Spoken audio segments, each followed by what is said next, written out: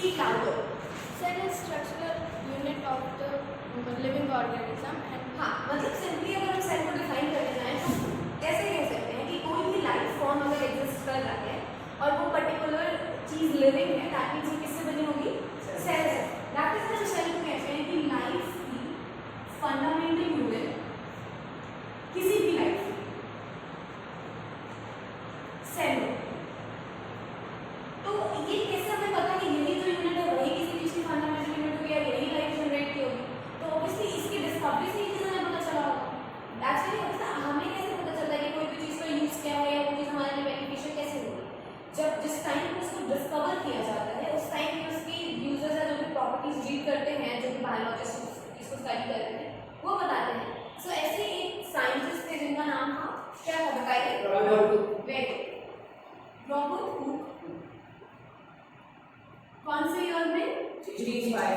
1665 में। वो पहले जो होते थे, जो बॉटल्स होते थे उनकी बॉटल की कैप नहीं होती, क्योंकि now we see these bottles are metallic cap. और मेटालिक कैप तो इंटरैक्ट कर सकते हैं ना, they can react with anything. अगर इसके अंदर किसी भी तरीके का एसिड है या फॉर एग्जांपल बेस ही है, कुछ भी है, तो मेटल्स तो रिएक्टिव होते हैं ना, तो देयर आर चांसेस से रिएक्ट कर जाए चीजें। तो क्या होता था पहले की बॉटल में कॉर्क लगता था, बजाय किसी मेटल कैप वाले कॉर्क बना जिसका होता था वुड। वुड हमें मिलता कहाँ से?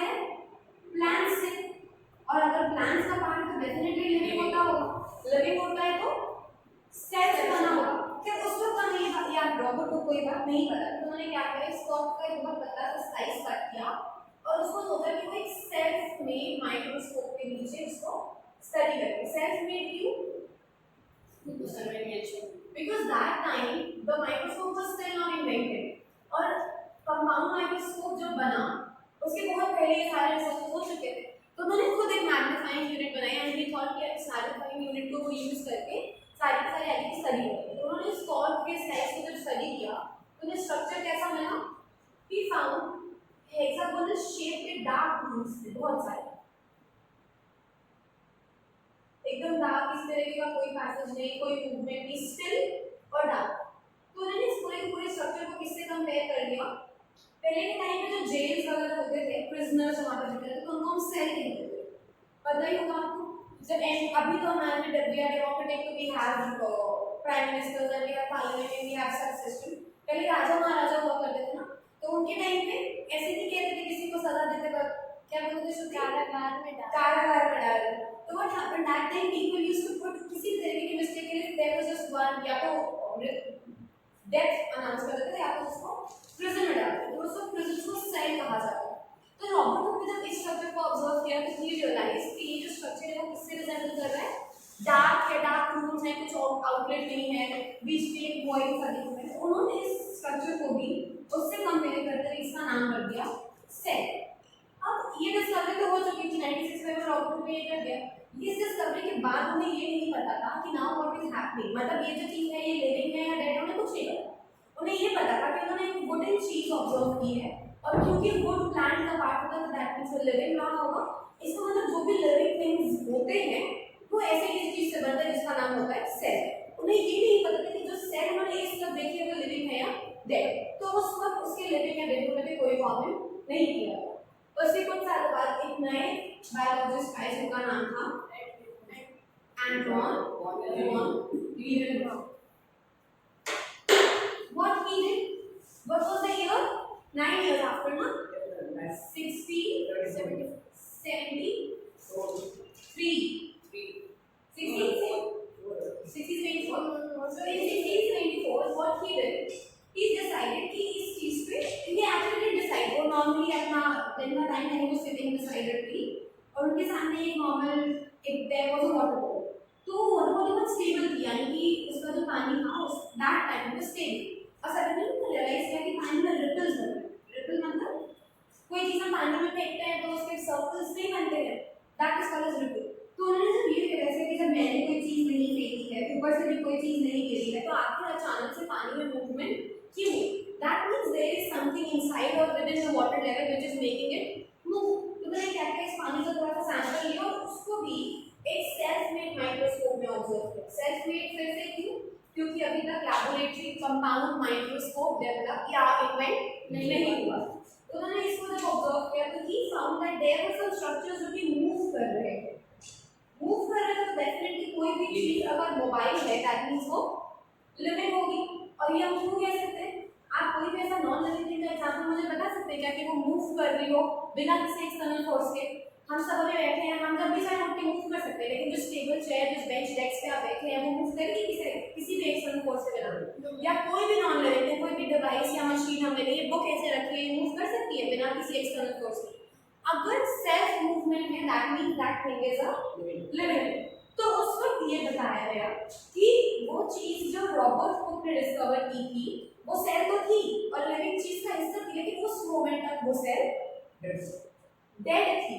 और इस वक्त जो सेल मैं देख रहा हूँ वो है सेल, मतलब वही चीज जो रॉबर्ट हुक ने बताया था, लेकिन ये सेल लिविंग है।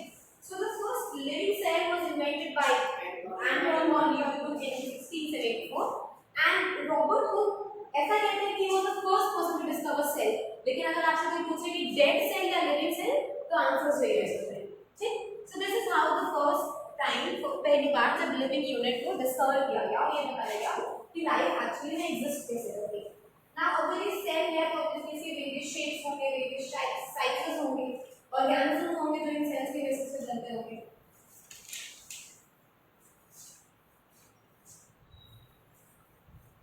सो सेल के प्रेजेंस के बेसिस पे ऑर्गेनिजम्स फर्दर डिवाइड किए गए कितने टाइप्स में? ऑर्गेनिज्म की बात करें, सेल की बात नहीं होती। ऑर्गेनिजम्स वो then divide into two types. दो टाइप के ऑर्गेनिजम्स बनाए गए on just on the basis of presence of cell. अगर सेल मौजूद है तो कितनी है इसका number, the number of the cells present on the basis of number of cells दो ऑर्गेनिजम्स को divide into two major categories. One was unicellular, multicellular.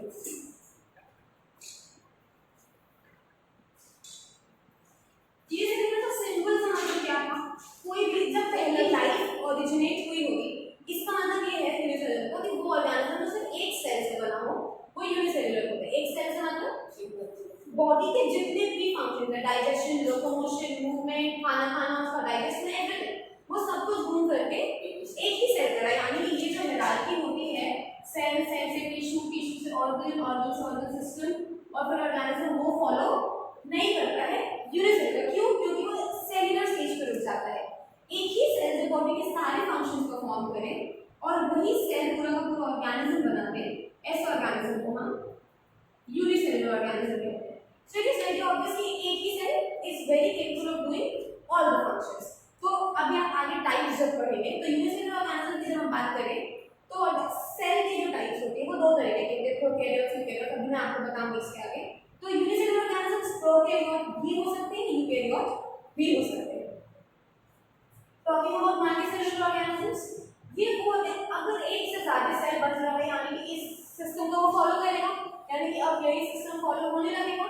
Cell के बाद टिश्यूज बनेंगे, हो सकता है टिश्यू पे रुक जाए, नहीं रुकेगा तो ऑर्गन बनाएगा, ऑर्गन सिस्टम रुक जाएगा, वहां रुक जाएगा, ऑर्गन सिस्टम बन गया तो ऑर्गेनिज्म कंप्लीट होगा ही होगा। सो मल्टीसेलुलर वो ऑर्गेनिज्म है जो मोर देन वन सेल से कॉन्स्टिट्यूट, हर एक वो ऑर्गेनिज्म जो एक सेल से ज्यादा सेल से बनेगा वो हो जाएगा मल्टीसेलुलर ऑर्गेनिजम्स। सो बेसिकली ये जो नंबर का डिवीजन था सिर्फ और सिर्फ नंबर ऑफ सेल्स के बेसिस पे था।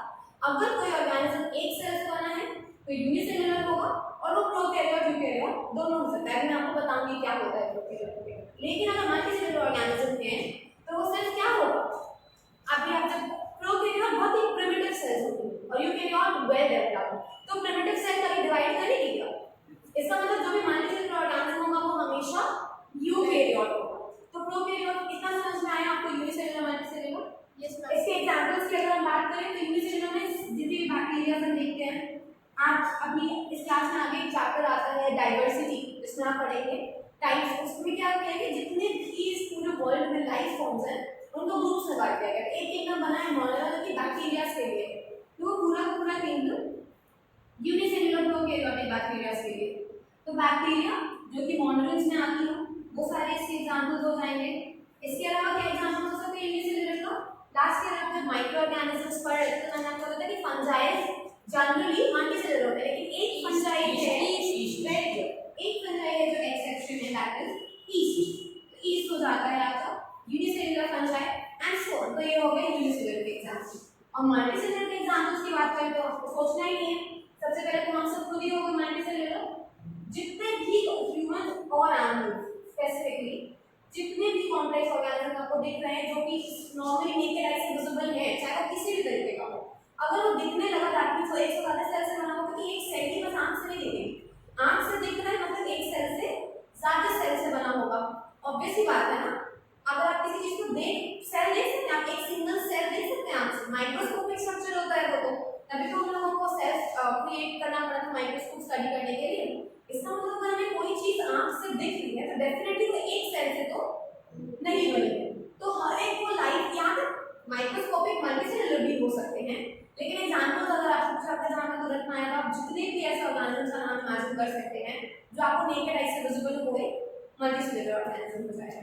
ठीक, तो इसे ध्यान में समझना है, नंबर के बेसिस पे सेल्स का डिवीजन क्या होगा, ऑस्ट्रिच का एक single cell, it is a cell, वो सिंगल सेल नहीं है, वो ऑर्गेनिज्म नहीं है, वो ऑर्गेनिज्म को बनाने का एक प्रीकर्सर है। जब अभी आप इसके आगे टॉपिक पढ़ेंगे साइज ऑफ सेल, तो that is considered as the largest cell, इसकी साइज अप्रोक्सीमेटली 18 सेंटीमीटर तक जाती है, so that is a single cell. Multicellular organisms में तो क्या कहते हैं, अभी वो सेल है तो उसको हम कहीं इस कैटेगरी में नहीं ला सकते, हम ऑर्गेनिज्म को क्लासिफाई कर रहे हैं ना यहाँ पे, ये किसे क्लासिफाई कर रहे हैं, नंबर के बेसिस पे ऑर्गेनिज्म में, we are classifying the organisms here, आप सेल की बात कर रहे हैं, ठीक है।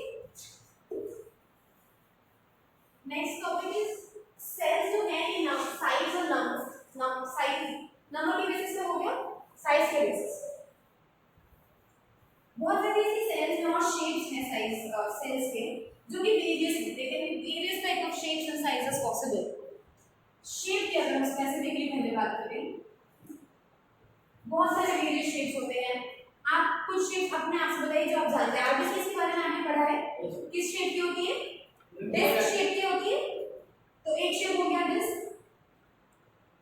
लास्ट ईयर जब मेरा माइक्रोऑर्गेनिज्म्स में हमने स्पाइरोगाइटा के बारे में पढ़ा था, किस शेप का होता है, फिलामेंटस होता है, तो वो फिलामेंटस भी हो सकती है।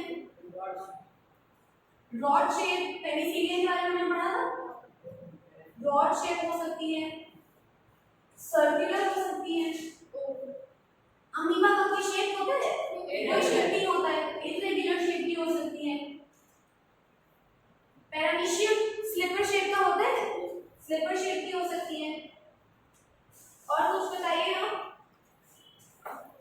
There can be many possible shapes, अभी आप ओवल शेप भी हो सकती है, ल्यूकोसाइट्स यानी कि आरबीसीज जनरली किस शेप की होती है, क्या ओवल शेप या इरेगुलर होगी, प्लेटलेट्स भी इरेगुलर होती है, और किस तरीके से रेप्रेजेंट करते हैं, they can be comma shape,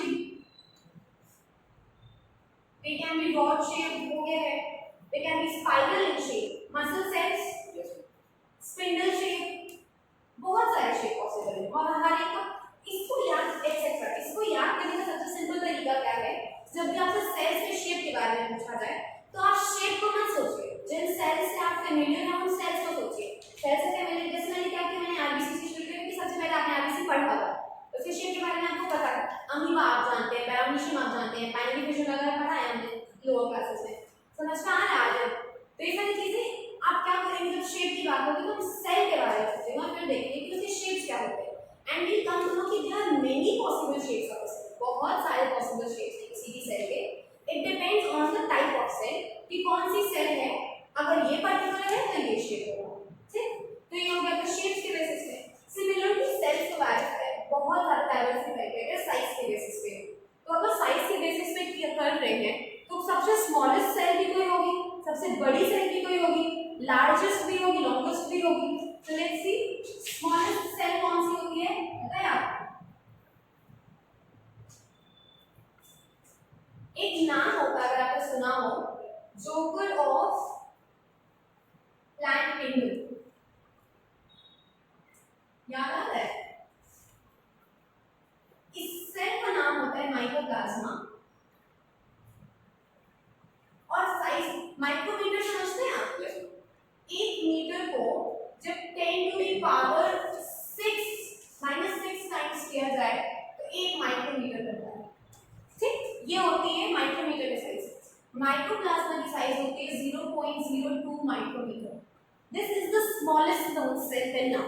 और ये हाँ 0.02 होती है माइक्रोप्लाज्मा की size. This is the final. अब ये सेल ऐसी है जो नेकेड आई ऑब्वियसली जब नॉर्मल सेल रहती है तो ये कैसे पॉसिबल होगी? इसका नाम joker of the plant kingdom क्यों कहा गया? Because this has a property which resembles few of the plant characteristics and then it has properties which resemble few of the protistas। एक प्रोटिस्टा एक कैटेगरी होती है उसमें भी आते हैं। दैट इज व्हाई इनको कोई स्पेसिफिक जगह नहीं मिली तो इनको इस नाम से। इनका भी shape irregular, they have no particular shape, किसी भी शेप में होती हैं and that is why they are called as this. तो ये हो गया आपकी smallest cell. Talking about largest cell, largest और लॉन्गेस्ट का फर्क बताओ पहले। लार्जेस्ट मतलब बड़ी, लॉन्गेस्ट मतलब लंबी। तो जब हम लार्जेस्ट की बात करते हैं तो अभी आपने एक नाम लिया था सटीक अगर याद हो तो ऑस्ट्रिच एग। कोई भी एग है अगर तो डेफिनेटली वो अभी ऑर्गेनिज्म को बनाएगा। दैट मींस वो एक सिंगल सेल जैसा नहीं है। दैट इज ऑल्सो एक सेल मानते हैं। अगर आपके दिमाग में डाउट आ रहा है last year we studied reproduction तो पूरा का पूरा ऑर्गेनिज्म एक सेल से ही तो बन रहा था। याद है ना? फीमेल से केस में देयर वाज एग, मेल से केस में देयर वाज स्पर्म। तो एक सेल से पूरा का पूरा ऑर्गेनिज्म बन रहा है। So ostrich egg is the largest cell which can measure up to 18 centimetre और लॉन्गेस्ट सेल हमारी बॉडी में होती है। कोई आइडिया? ये भी पढ़ा है आपने।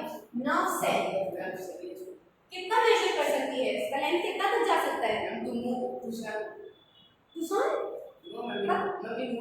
अगर हाँ पूरे बॉडी कवर है तो एक सिंगल नर्व सेल को अगर एक्सटेंड किया जाए तो it can measure up from 75 centimetre to 1 metre length.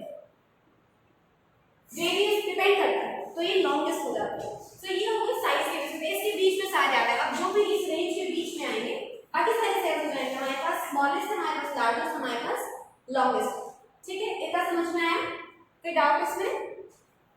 So now means ये हमने नंबर के बेसिस पे पढ़ लिया, शेप के बेसिस पे सेल्स पढ़ लिया और साइज के बेसिस पे सेल पढ़ लिया। नाउ वी स्टार्ट विद उनके खुद के मतलब किस तरीके से उनका न्यूक्लियस है उसके स्ट्रक्चर के बेसिस पे सेल्स एक टाइप के होते हैं। सो कोई आइडिया? अब मैंने आपको थोड़ी देर पहले बताया है और नहीं दिया। सेल के स्ट्रक्चर के बेसिस पे यानी कि उसका स्ट्रक्चर एक लाइफ को कंस्टिट्यूट करने के कितना केपेबल है इस बेसिस पे सेल्स फॉरवर्ड दो on the basis of what? Nucleus structure. और स्ट्रक्चर में भी क्या? न्यूक्लियस। इसके बेसिस पे जो सेल हैं ये दो तरीके के हो सकते हैं, प्रोकैरियोट्स या प्रोकैरियोटिक सेल एंड यूकैरियोट्स या यूकैरियोटिक सेल। हाँ नाउ प्रो का मतलब क्या होता है? प्रिमिटिव। प्रिमिटिव का मतलब जैसे हम लोग कहते हैं सिविलाइजेशन की बात करते हैं वो एक प्रिमिटिव सिविलाइजेशन है, बहुत पुरानी, बहुत पहले की बात है, प्रिमिटिव चीज है। तो प्रिमिटिव मींस जो पूरी तरीके से डेवलप ना हुई, बहुत पुरानी हो, अंडर डेवलप हो, उसे डेवलपमेंट की बहुत जरूरत हो। So primitive basically means under develop, मतलब पूरी तरीके से डेवलप ना हो। केरियो एक ऐसा टर्म है जब बायो या किसी भी साइंस में जब या किसी तरीके की साइंस पढ़े if this there is a word karyo तो एक चीज आपको दिमाग में लगती है कि हमेशा irrespective of any kind of exception karyo का मतलब हमेशा एक चीज होती है that is nucleus. Senior classes में आप सेल डिवीजन को डिटेल में पढ़ेंगे तो केरियो काइनेसिस आएगा। दैट मींस किस चीज की बात हो रही है? काइनेसिस मींस डिवाइड करना, केरियो मींस न्यूक्लियस। तो न्यूक्लियस के डिवीजन की बात हो रही है। Cytokinesis, cyto is always used for cell, तो सेल के डिवीजन की बात एंड सो ऑन। तो केरियो का मतलब होता है न्यूक्लियस। तो आपको अंदाजा लग रहा होगा प्रोकैरियोटिक का मतलब एक ऐसी सेल जिसका न्यूक्लियस प्रिमिटिव यानी कि अंडर डेवलप, पूरी तरीके से डेवलप ना हुआ हो, उसको हमें प्रोकैरियोटिक सेल कहेंगे। What about eukaryotic cell? Eu means true, karyotic means again nucleus. अब इससे क्या डिराइव कर रहे हैं हम? एक ऐसी सेल जिसका न्यूक्लियस वेल डेवलप्ड होने का मतलब एक अगर हम डेवलपमेंट की बात करें तो डेफिनेटली इसका मतलब ये है कि न्यूक्लियस का भी एक स्पेसिफिक स्ट्रक्चर है जो कि जिसके बेसिस पे हम कह रहे हैं कि भाई ये वाला जो चीज है ये अंडर डेवलप्ड है और ये वाला डेवलप्ड है। एक मार्क सेट करना किसी चीज का अगर आपको बताना है कि ये चीज अच्छी है या चीज खराब है तो एक लिमिट बनाएंगे ना कि इसके नीचे हुई तो खराब, इसके ऊपर हुई तो अच्छी, और यहाँ पे इसी पॉइंट पे है तो ठीक। तो उस स्ट्रक्चर से अगर हल्का सा भी डिसबैलेंस हुआ तो अंडर डेवलपमेंट, उस स्ट्रक्चर से मैच किया as a risk of well development. Structure क्या है मैं थोड़ी देर में आपको बताती हूँ, पहले प्रोकैरियोटिक सेल वापस आते हैं। एक ऐसी सेल जिसका खुद का पूरा स्ट्रक्चरली डेवलप नहीं है, क्या वो और सेल्स को क्रिएट कर पाएगा? मतलब मेरे पास सपोज मेरी पूरी बॉडी है डेवलप, लेकिन मेरा दिमाग ही फ्री नहीं है, मतलब मैं गॉन केस। तो अगर इनके सब कुछ मैं आपको पढ़ा पाऊंगी कभी? जब खुद ही नहीं पढ़ पाऊंगी या खुद ही नहीं सीखूंगी तो आपको कुछ पढ़ा पाऊंगी? तो अगर न्यूक्लियस हमें पता है कि सेल का दिमाग होता है, न्यूक्लियस का सेल का ब्रेन इज न्यूक्लियस। तो जब इस सेल का खुद का दिमाग सही नहीं है तो ये दूसरे का दिमाग कैसे सही करेगा? ऑब्वियस ही बात है ना? तो व्हाट हैपेंस, प्रोकैरियोटिक सेल्स वो सेल्स होते हैं जो कि अंडर डेवलप्ड है, that means they can never divide, खुद नहीं ना डिवाइड करेंगे क्योंकि भाई जितना स्ट्रक्चर है पहले उससे तो लाइफ को क्रिएट कर ले। एक लाइफ को अगर इसको सर्वाइव करना है तो फिर भी बहुत सारे काम है जो इसको करने होंगे। डाइजेशन तो करेगा ही, डाइजेस्ट कर रहा है तो वेस्ट प्रोड्यूस होगा, एक्सक्रीशन करेगा, लोकोमोट करेगा, एक जगह से दूसरी जगह जाना पड़ेगा खाना ढूंढने के लिए, सांस रेस्पायर करेगा, कई सारे फंक्शंस को कर ले, बिना डिवीजन का सोचेगा अपने आप को तो जिंदा रख ले, रिप्रोड्यूस ये डिवाइड करेंगे लेकिन एसेक्सुअल तरीके से। सेक्सुअल एसेक्सुअल मैंने आपको दो तरीका बताया था ना, सिंगल पेरेंट इन्वॉल्व हो तो सीधे ये डिवाइड करेंगे एसेक्सुअल, कभी सेक्सुअल इन्वॉल्वमेंट को कहेंगे बिकॉज़ सिंगल खुद ही अंडर डेवलप्ड है, why will they go for sexual is always a complex process as compared to asexual, तो इनका डिवीजन हमेशा ही एसेक्सुअल तरीके से।